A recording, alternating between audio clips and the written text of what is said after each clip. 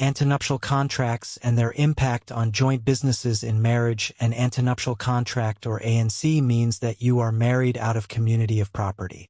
The most common reason why people elect to marry with this marital regime is to protect their assets and financial position prior to and during the marriage. Protection is offered to a spouse against attachment from creditors of the other spouse, and both spouses retain their uninhibited right to contract with any third party without the consent of the other spouse. Marrying out of community of property with or without accrual. When you marry out of community of property, there are two options to consider regarding your ANC. Do I include the accrual system in my ANC or not? Marriages out of community of property without accrual means that the property owned by a person prior to the marriage, as well as all property accumulated during, belongs only to that person. This includes liabilities such as debt. Marrying out of community of property with accrual means that both spouses gain a fair share of the estate if the marriage is terminated. The separate estates are evaluated prior to marriage, and upon divorce, the difference between the net increases in the respective estates during the duration of the marriage is divided equally between the two parties. Marrying out of community of property with accrual is the default option. It is important to note that in terms of the Matrimonial Property Act, 88 of 1984, should you not expressly exclude the accrual system in your ANC, then by default the accrual system is automatically included and you will be married out of community of property with accrual.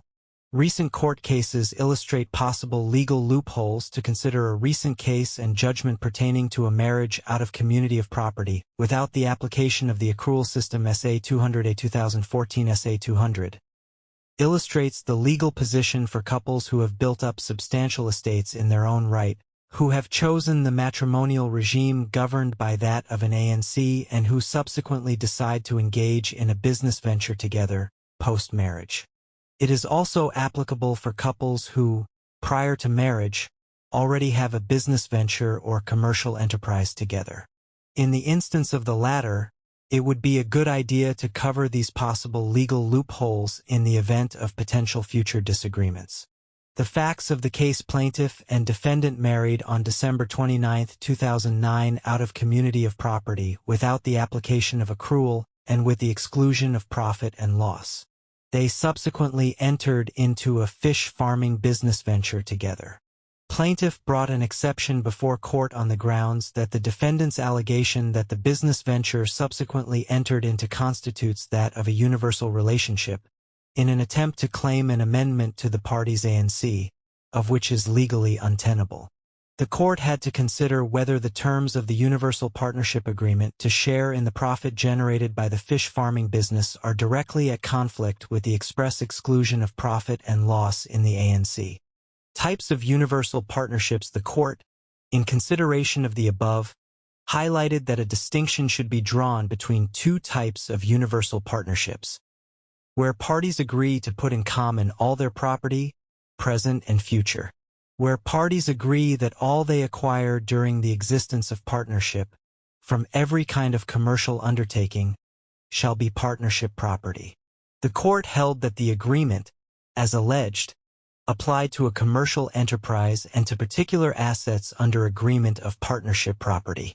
It held further that the main purpose of the parties' ANC was to regulate their marriage regime, and that the partnership envisaged in the counterclaim constituted a legal entity separate from the matrimonial property regime applicable to the parties. The court ruled that the spouses be treated as business partners accordingly.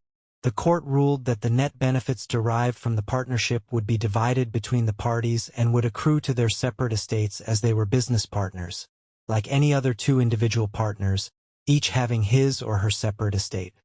Many couples do not consider the possibility of divorce before they enter into a marriage regime. However, it is very important that these difficult conversations are discussed, for instance, which marriage regime to enter into and the consequences of each one.